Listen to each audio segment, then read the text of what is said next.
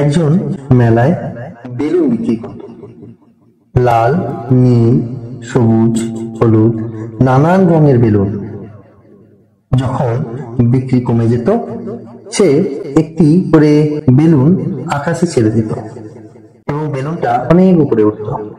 বাচ্চারা সেই বেলুন দেখে ছুটে আসতো বেলুনওয়ালার কাছে এবং সেই বেলুনওয়ালার বিক্রি বাড়ত। একদিন ছোট্ট একটি মেয়ে তার কোট ধরে বলল, একটা কালো বেলুন ছেড়ে দেখো তো, সেটাও কি আকাশে উঠবে? এটা কতটা উপরে উঠবে?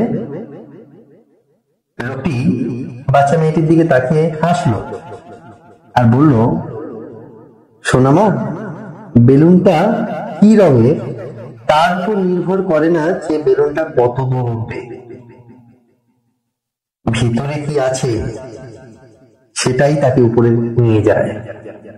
তোমার ভেতরে জ্ঞান, শক্তি তোমাকে উপরে নিয়ে যাবে।